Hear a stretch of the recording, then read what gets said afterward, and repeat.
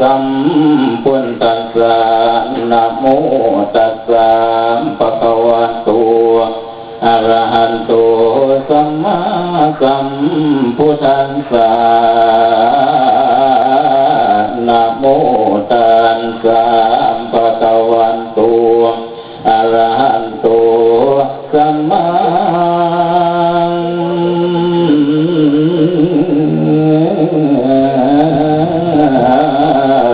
สัมพุทธัสสะมาบัดนี้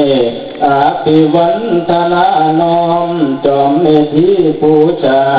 บูชารอบโลบูชาไหว้วาที่สูงเจตนามาดมุ่งอยากเผยแผ่คุณธรรมเพื่อให้นำไปเชื่อต่อไปซอยลูกหลานเฮายังน้อยอยากจูงไปให้ถือปองไปถูกกองมันสิเมื่อนาลุงป่ายเพิ่งฟ้าให้พ่อลุงแม่ป้าเป็นผู้จูงใจให้เขาเอาไปคิดเพื่อเป็นการบ้านเตือนลูกหลานเอาไว้เพื่อเป็นไปตัวอย่างให้ท่านโปรดลูกหลานให้ท่านโปรดลูกสร้างแต่ยังหน่อยอ่อนเยาว์บัดนี้หลานสิเว้าเข้าเว้าบนเนี่ยผู้สูบหลานสิขอปรารภแต่ยังเล่าพ่อได้ฟังดูเอาเรื่องสำเนียงก่อนหน่อยอันหมอมาปีชาก็สิขอเอาเรื่องสำเนียงบ่สู่ฟังขอให้ท่านผู้มีเกียรติทุกท่านนั่นก็ว่าได้ตั้งกันใจต่อฟังนิทานเป็นอดีตการในดวงล้านสมัยนั้นเป็นนิยายคนเมาให้ฟังเอาให้ทวนทีผู้ที่ทำความดีก็หวังผลประกอบด้วยเขานั้นก็มีอดีตการนั้นมาแล้วเขาเอิ้นว่านางโพโสการต่อมาเขาได้เอิ้นนี่ว่าสีโพโสจังเป็นคำเป็นเพลเดินที่นั้นจะเป็นนางฟ้าที่ว่าดาตัวกันโน้ให้มันเห็นทั้งหมดแล้วก็ขึ้นผมก็ต้องปิดบนนั้นยังจังพุงปานางฟ้าสวัสดีเป็นอัคระใหม่สีพอไปอยู่ถึงฟ้านั่งมีผิวทองเหลืองเทียมจังเมื่อสิบหาว่าร่างกายนี้กินอ่อมเวียดเคยตัวตอนดอกไม้ไปดมแล้วว่าอยากนี้ด้วยเหตุนี้ปราณทั้งก็เลยตัดให้แม่นางสวัสดีวิรักษาในส่วนจังสิสมควรแต่อยู่บนส่วนสวรรค์นั้นมีนาพุทธชาติหอมบุดเอามาล้มตองกินช่วยนาที่นั่นเป็นผู้เก็บดอกไม้อุปถาไฟท่าเก็บดอกไม้เพื่อนำไปบูชาพระรัตนตรัยหน่วยผู้ที่ยันพุนเก็บคำขึ้น8 คำ 15 คำนั่นบ่เคยเว้นนาทีนั้นยันเพราะหินเป็นอ้างบางบ่มีหมู่สนทนาจังเก็บเอาดอกดวงมาละกันพ่อดอกบานเยี่ยมมัวปบานนางมัวซาแล้วไปถวายถึงดินขั้นมันไปถวายพ่อพาหินดอกไม้ประไทยหาวดอกขึ้นมาโอ้มีตากระจังตามดูความไม่สีดูกายคนนั่งสังมนมองผิดเขาเราคิดเหนือแต่ก่อนเป็นสีทองกันเดี๋ยวนี้สังมองโมเริงดอกไม้สดน้องเก็บมาจากต้นสังมาเอาดอกแห่งลุงดูก่อนข้าที่วราชผู้เป็นใหญ่ในสวรรค์บ่มฉันทำความดีต่อมาบ่เห็นน้องนั้นเว้นมีเจ้ายังบันดาลให้ลงเกิดถือกำเนิดโลกไปเขาสิไรว่าเพิ่งบุญให้นั่งท่านกันเสียผ้าอาภรณ์จังสีของเหนือสิเป็นสีทองคือจังโลกนี้สวรรค์ว่าได้รันเดิมอันหนึ่งนั้นที่ขอเพิ่มเป็นคำจังประอินทา ทานเนื้อหนังมังสายแก่คุณเช่าใจขั้นผู้ใดกินเนื้อของนายใส่เกินอายุหอดลอยบ่มีเท่าแก่เป็นก่อนนี้อยู่ที่กะไว้ไปเห็นท่าเทวาลาดกล่าวถึงนาต่อยโพสกลาผู้พ้น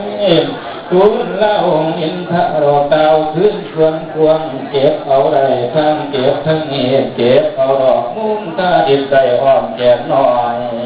หน่อยถึงเปล่าเลยดวนลุ่มพอลงจากชั้นป่ากันที่อยู่สวงสวรรค์ดอกเดือนนี้ตกลงไปยังป่าเหมมาพันกวางบัดนี้โจบทตอนนางใบนี่ก่อนตอนหน้านั้นจังฟังเรื่องต่อไปกล่าวถึงลือสีเจ้ากันตาไฟมาไล่โกดบังทิ้งพดเดือดร้อนกินก้อยกระชวนสมาธิรวมพ้นกันเอาสู้ติโชกะเลือสีหาเงินตาปีละหนจังเสียนลุงได้งามดอกไม้กระปันช่วยในป่าสิเงินตาขึ้นได้สีนั้นเตียเดียวบัดนี้เลี้ยวถึงโพศพหน่อยพุ่งพ้อยบัวบากินก่อนเกินขี้นอดเฝ้าเห็นอย่าไปสดใสกันตำจองสองนี้เลี้ยวเลือสีเจ้ากำลังนั่งภาวนานางบรรทากาลงสามทางทั้งกินหอมดอกไม้ละเต็มความกินนางตาลือสีเฮ็ดเลยลางเงินหอมดอกที่ยังบานปลายมันก็เคยมีแนวเรสีหอมปันนี้ลือสีตาขึ้นดอกเป็นไฟน้องหอบไม่อ่อนน้อยตายข้างว่าโยกให้ตาลือสีกะจังได้ปุ่งทำสังเอกสังเกตแล้วก็เลยโหว่าคุณแม่นผู้ใดจังดันดนกันเข้าสู่ในสถานดอกมีนอนน้อเรียงยันดูว่าแม่นนั่งผู้โศกน้อยสวัสดีวิเจ้าลงมาบังเกิดถือกำเนิดเอาหนังเนื้อมัวเลียงละมูคุณ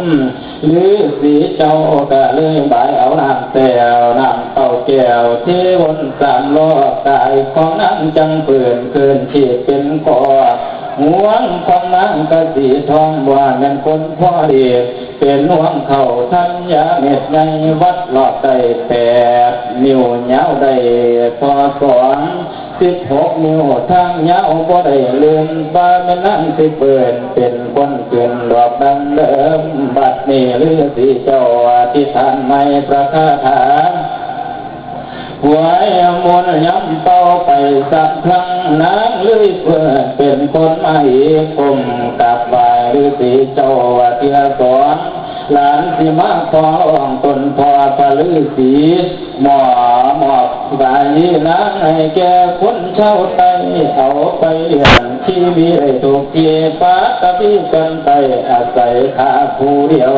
พอพระองค์เอกพระฤาษีบังไว้ที่นั่งข้างองค์พระสงฆ์ไว้แล้วจึงย่อเอาไม่พรเท่าสีใส่นั่งข้างกายน้ำเปลี่ยนแปลงเท่านั้นคือเป็นเขากันต้นโตมากต้นเม็ดใหญ่ล้นเหลือลำกว่าปามันที่ฤาษีอธิษฐานตั้งการกินมันอยากเสื้อสีตาออกได้เป็นเมื่อจังไรกินหรือสีเจ้าเห็นความลำบากยากเสื้อคนทั่วหน้าสิกินได้ง่ายได้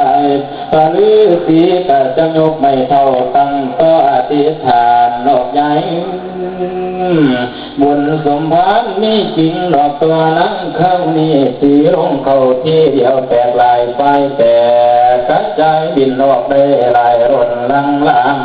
นางบินข้ามในทวีชมพูนางมีปีกบินว่าบนบินได้ตอนนี้ดูที่กาไว้กันตอนนางไม่มีก่อนบัดนั้นขอจังยอดมาฟังเรื่องว่าต่อไปว่าท่าน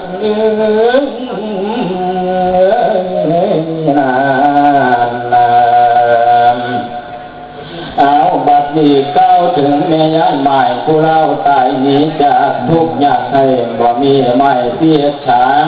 อาศัยบ้านเฮือนสั่นดองตูกกระทองเฮือนห้องยอม เรากระบองนี้หาชาวบ้านมาปนแป้งเราใส่ทั้งเฮ็ดเราทั้งเขากำลังเต็ม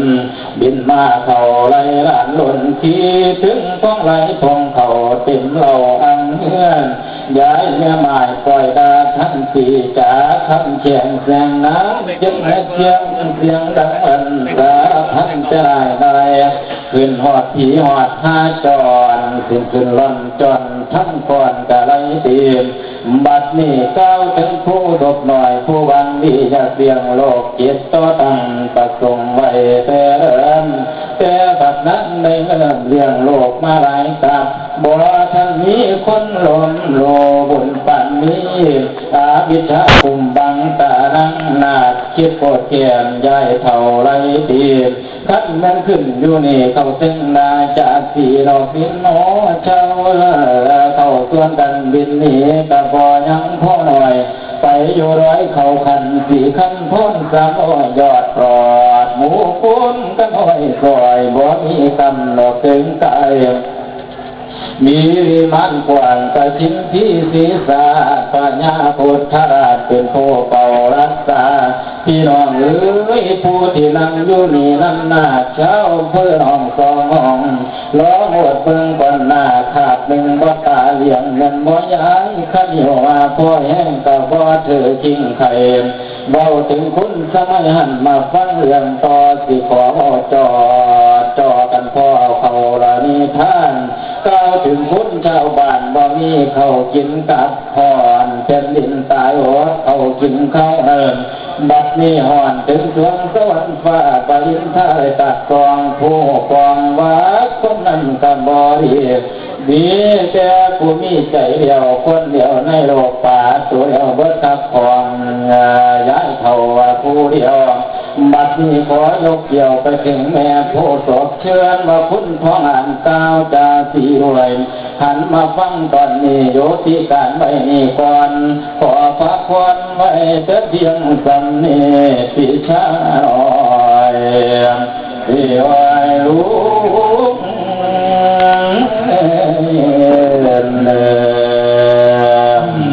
บังเปิดมากล่าวถึงผู้โศกน้อยขั้นเสียใจเป็นขนาดขันตาชานมีจิตใจเอื้อเฟื้อฟ้าเลี้ยงดอกมูกุลจิตจำนนดอกเพียงตน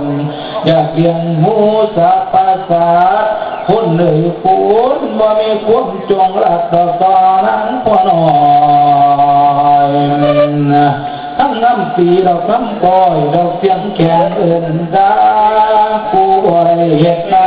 แม่สูนี่มือดีบ่มียาดอกเอาน้ำคือร้องใจเป็นคนหน้าพวกมนุษย์ว่าสูงจิตนำลูกนำมาผู้เป็นมีความดีดอกตอนักไหลโลนเสือ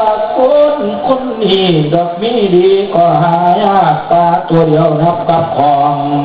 มันสีห้องดอกเอาลังเก็บเป็นน้ำแข็งแสงลูลาแสงโศก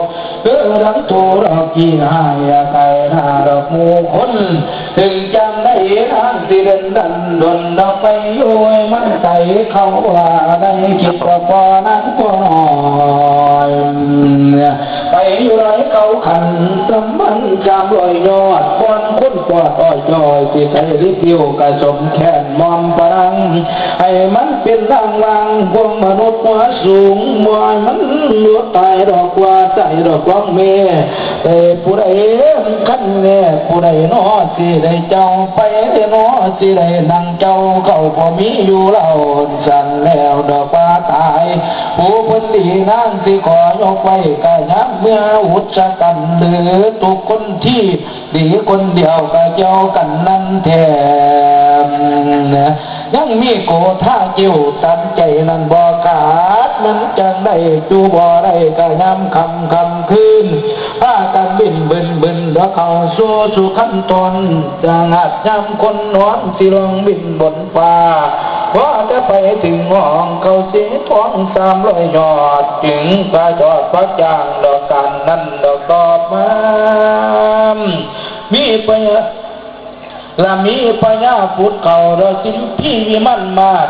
ยากกว่าคนเชื่องนั้นไปถึงงานดอกส่วนตา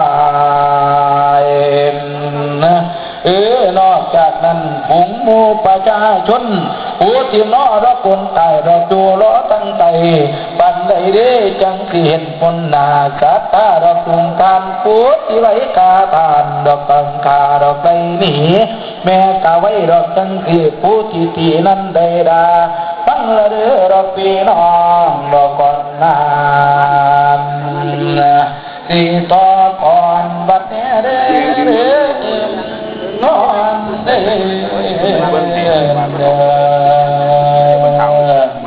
เอาบังฟังข้าวเพื่อนนะพี่ชาครับผมบัดนี้กล่าวถึงเช้าเมืองหอนนาผู้ย้อนรนยาเขาอยู่เราเป็นเกี่ยงปงมอมีย้อนว่ากาไว้หมายหญิงใจมีนาอวดอวดว่าเขาอันโลกกะถึงความว่าไรดีเขาบินนี่ไปแล้วว่ามีแนวที่ขึ้นต้นนอนนอตายแหวงกันลายล้วนกว่าผู้จังบัดนี้หยุดพักยังกันไว้ก่อนตอนเช้ามือเก่าถึงองค์เห็นท่าผู้ที่มีตาทิพย์เป็นสองยันเห็นแก่ขันบ่แก่เมืองใหม่ที่ตายไปทิ้งซื้อถึงพระสงฆ์ลงตาเจ้าก็คือด้านเลยกันว่าฉะนั้นจะไปซอยอกเลิกขันเป็นวันไปวันไปโดนแห่งที่ตายกันหลายลุ่มขันที่ป่าตายที่บ่มีเอาป่าดักโลกขันที่ขึ้นปล่อยไว้ปัดคือหอนเต็มปลาย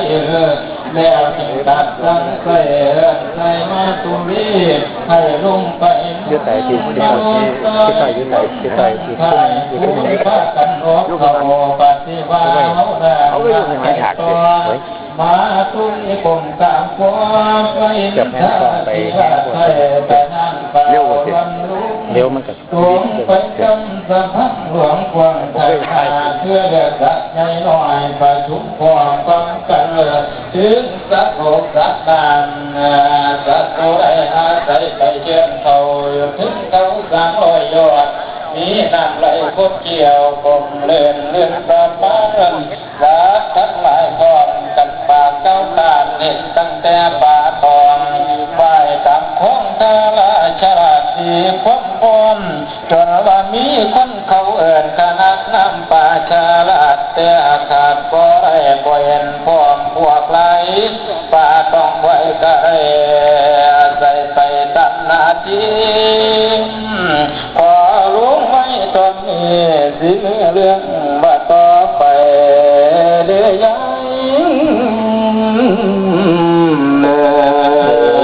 พี่น้องเอ้ยค่อยตะฟังไปข้างหน้าปราสิสนทนาป่าน้อยสิเว้าต่อฟังตามบทตามตอนนางโพศพสิกาเว้าที่ดอยกวางว่าจังไดต่างนั้นโพศพน้อยเล่าในห้องฝังท้องสนุกจริงพี่น้องเอ้ยบ่ได้คิดเอาเอื้ออาทรหอนไปอย่างใดอีกใจหนึ่งจิตสันน้ำสั่งปลานางสันสั่งปอบ่ท่านบรรลุเป่าพระอินทร์เจ้าเพิ่นสั่งมาหากมีคนชั่วช้าตัดกิเลสบ่ทันเมิดมีคนดีคนซ้ำดอกคูกันไปพร้อมอีกใจหนึ่งอย่ากลับขึ้นไปเลี้ยงเมี่ยงคนในมงฟังกลับไปท่านเนื้อหนังให้บุญเต็มเปี่ยมล้นได้คืนห้องแห่งสวรรค์ทานเอ๋ยพี่น้องเอ้ยป่าต้องวนเวียนไหวสายท่าล่าปราหินเป็นตัดสั่งนำมันตังกระเทกก่อนหินก่อนกองเหวตั้งแต่เท้าก่อนฝุ่นล่ำโตผมคือป่าคอดน้ำมันตังหานันน้ำมันตังหาเนทิศเนื้อแต่ประบมเล่าจิ้มผมน้ำไหลวนเลียวเล่าจิ้มเปรปานเข่าเกียดจนบาดูกและกลางหลายหล่นยูโตผ้าเล่าหล่นป่าตัวป่ากันแนวอื่นท่านสิขึ้นแม่บานคือกันท่านสิดันหอดดูหน้าท่านสิกัดเตาบานอยากมนุษย์โลกไตตายถิ่มบ่อยั้งพี่น้องเอ้ยป่าต้องวนเวียนไหวมาถึงเขา300 ยอดป่าต้อง งจอดอยู่ท่าน้ำโอ้สุกหน่อยผัดอยู่ฟังเสียงน้ำสิได้เบาจอยคือหน่อยนะเสียงน้องหน่อยนาฟ้าฉลาดจังเอิญเสียงป้องผัวผู้แม่นั่งโคศกเอ้ยโคศกนกพะเก่าสาวเบิ่งเป็นเอ้ยอยู่ใส่นอนมันลีอยู่หม่องใดเนาะสามารถสูงกระดอกกระแด่นะผู้เขานี่กระไดน้ำได้ยินเสียงเอิญคือเสียงป่าตัวฉลาดแต่เด้เนาะบ่แม่นนกพะเก่าดาวดวงเด่นดอกท่านคือเอิญให้เต็มก็เอิญว่าสีโพธิ์ศพนกพะเก่าว่าสันดอกซึ่งแม่นเอิญไปทั่วเนาะปะตองว่าเป็นเสียงปักไอเสียงนั่งโคศกแท่ตัวนี่แม่กะสิบ่เห็นหน้าเห็นตาจักน้อยสิโอ้ยบ่อยากให้เห็นแล้วเครียดหลายเครียดแห้งหลายกับแล้วเลี้ยงมนุษย์มาอย่าไปอยู่ไสก็นับเอาไปอยู่ไสก็นับเอาบัดนี้เครียดหลายก็เลยหนีมาให้ไกลที่สุดจังซั่นล่ะพี่ปาตองอย่าไปเครียดหลายเป็นผู้หญิงผู้หญิงอย่าไปเครียดหน้าสิเข้าฟ้าโอ้ยอันเข้าป่ากับบ่เงิดบ่งอหมอแตกอีหยังดอกที่ปาตองเอ้ยว่าตั้งแต่คนทั้งหลายนี่เป็นหยังคือใจดำอำมหิตแท้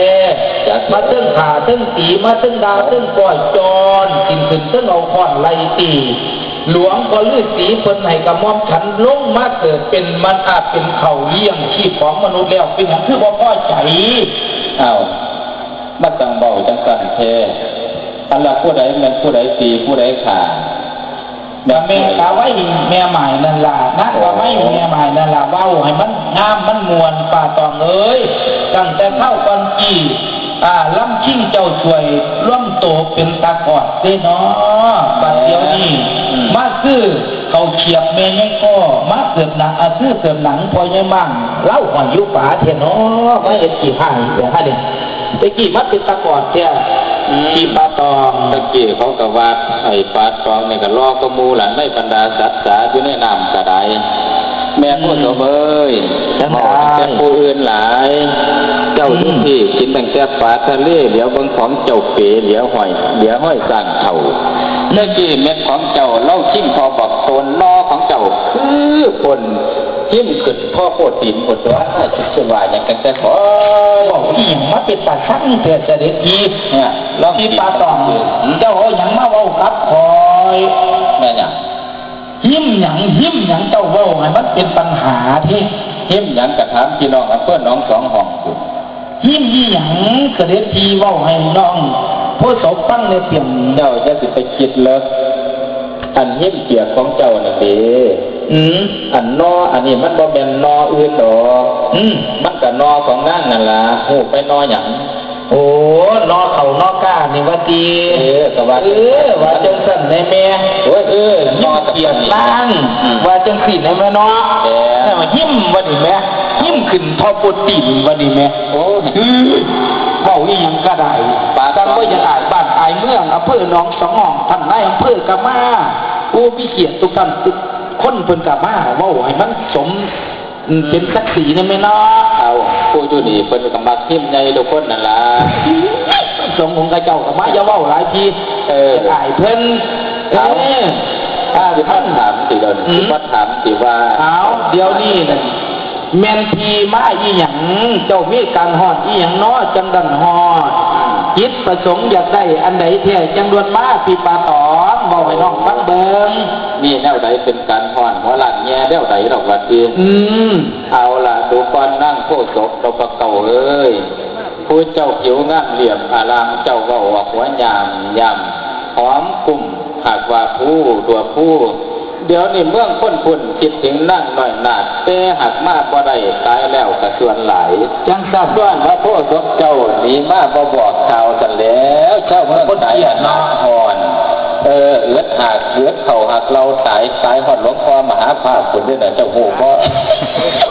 ขั้นปานนั่นที่ใกล้ติดตายแล้วล่ะเดี๋ยวนี้อ้วนขึ้นบ่แม่นฮอดหลวงปู่ผู้พุ่นติใกล้สิเงือบแล้วล่ะอ้วนอยู่นี่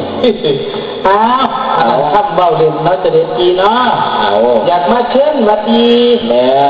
ขึ้นเมียเดินชีพวัดดีกระดิ่งเพื่อนนั่งโคตรสดหน่อยนี่ล่ะผู้เชี่ยวชาญองค์พระเจ้าวัดดีเพิ่นประสงค์องค์พระเจ้าวัดเขากับเล่าตายบิณฑบาตก็ได้ก็3 ปันบาทเนี่ยเพราะว่าพ่อนี่เขาสิใส่บาทโอ้ยเนาะแม่อุบัติถาดก็บ่ได้เฮ็ดไทยเฮ็ดหน้าบ่มีเขาดูก่อนเจ้าขาดตองน้อยผู้หวังดีก็ยังอยู่เสด็จพี่คนผู้มันบ่ฮู้เทิดก่อนไรตีแล้วนะเครียดหลายเอาจักสั่นนะแม่จะสิตาไว้ใหม่แล้วตายไปเสด็จพี่โอ้คันแม่นเล่าว่าตั้งตายคอยบ่ไปขาดกัดได้ขายก็ได้ตัวคอยแม่นบ่ยอมขึ้นไปบอกพี่น้องซะไปบ่ต้องมาดอกว่าคอยจะบ่ไปดอกอยากกลับกันสิคิดปลาตองบ่ไปบอกพี่น้องก็ได้ว่าจังไหนเครียดคือนี่เครียดให้ตั้งแต่อันเฒ่ากาไว้ผู้เดียวสนวัดเครียดให้ผู้เดียวนั่นล่ะผู้เพิ่นไล่ตีไล่ฆ่าเขาไปอยู่นำเฮียนนำไปอยู่เล่านำก็ไล่หนีคือเก่าแม่เสด็จพี่เอาล่ะบัดนี้นั่งกาไว้ใหม่เล่าตายตั้งแต่ก่อนหมู่คนตัวแม่มันสมแล้วบ่ไปในครัวบัดสิไปหาเขาโจรตำสนุกเกินแป้งหัวไปทุบหม้อนึงก็ตายลงทับกันจังแม่นคักตายตั้งแต่ก่อนหมู่พุ่นล่ะท่านแม่นั่งวัดตายสิบ่ขึ้นไปดอกว่าสิบ่เอาสมาธิเกียรติขึ้นบ่ขึ้นอันมันใหญ่อันบ่ตายนั่งบ่ขึ้นไปดอกป้าชาของเจ้าเกียรติคือเสียดมันตั้งขึ้นแม่บ้านอำเภอหนองสองห้องนี่ล่ะเนาะเกียรติจังซั่นน่ะเนาะนาสั้นๆนาโง่ๆนาเกียดๆจังตัวเนาะแว่ๆนาบ่ขึ้นไปบ่เป็นคนเอาปลาตองเอ้ยตั้งแต่ไกลถึงเฮียนเฮาก็ยังเอาก้อนตีไปลาดโตขึ้นอีกด้วยเทียนไว้กะต่อไปนั่นนี้เสด็จพี่ญาติคือคนนั้นมันคือกันกับไก่สันดอกว่าให้ปลาตองกลับขึ้นไปบอกคนอยู่พุ่นว่านะน้องบ่ไปดอกบ่ถ้าบ่ไปดอกก็สิมันสิแซวดีคืออันเว้าอีลุงเดี๋ยวกันกันดอกเอาจังซี่ซะไปบ่ไปมันก็บดเข้ามาแล้วอีกพอถึง30 นาทีหลวงพ่อสิหิวข้าวแล้วล่ะฟังข่อยก่อนเด้อบัดนี้เด้ออ้าวเว้ามาเบิ่งเถิดเด็ดทีบัดเล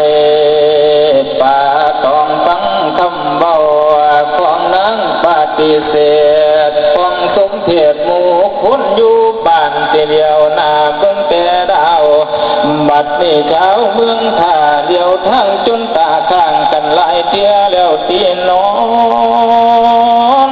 น้ำเป็นอย่างแต่บ่พอสิได้สิขอซ้ำอีกเทื่อสองคุณได้ผิดไปแล้วสิขอย้อยังโทษก็ได้โทษแล้วขอให้น้องโทษปลายบาดแต่นั่งอยากได้สัตว์ประสิ่งแนวใดปาฏิหาสาต่างคนทั้งไทยที่สิหามาให้ตามใจเจ้าทุกอย่างเอาบักใหญ่อ่างลังหัวโปกันอยู่ปลายว่าดิน้องแม่นหยังบักใหญ่หลังนางหัวโปอยู่ปลายหั่นเป็นผู้ญาผู้ยิ่งจังได้คิดมากคิดหลายแท้บ่คิดหลายสิไปใส่ครับว่าบักใหญ่หลังนางหัวโปอยู่ปลายอยู่ว่านี่แม่อันหัวมันคืออันนั้นตัวเนาะหัวมันโง่กินกับน้ำตาลนั่นเด้บ่ต้องคิดมากดอกโอ้หัวมันกินสร้างนั่นล่ะติหัวมันโง่มันเน่าหัวเปียกหัวมันนี่ดอกติปัจจัยแท้กับมัดคือกันอยู่นั่นล่ะเนาะเว้าหยังก็ได้แล้วบัดนี้คนทั้งหลายเสียให้ตามใจนั่งนาดบาดแต่นั่งนาดไทยสาดไทยขึ้นไปเลี้ยงหมู่คูณตาอุตสารันดนต่างคนเช่าโรคบาดมาหอดแล้วขึ้นแล้วหลังบ่ลุงลานางเอ้ยท่านนางบ่ไปคือนี่สิตัวย่อพ่อชอบสิขอมอบไปมอมน้องของใส่ผู้สวนมีขันพร้อมหุ่นยอดถอยยอดไทยหน่วยปอดอ้อยซอยปลาปิ้งฟองหวานนี่กับแม่อ่านพร้อมมันก่อยเพียคนผ่าพ้นพร้อมบ่มาตุ่มดอกน้ำนะบ่ให้มียับบังเอากายไปท่านต่อเขาปากเล่าไปท่านให้แก่สงหรือนั่งจงใจตั้งอยากได้อย่างบอกอ้ายแน่ ชีสิเผยเพื่อให้คุณหูสุปราการให้ได้หมดทุกด้านเอาตั้งแต่นั้นเป็นไปบำเพ็ญผลทานมนพระนางบดีบ่อยากได้ยังออกมาเป็นขอป่าสิไปบอกต่อของในที่พ่อว่าเสียได้ดังใจนัง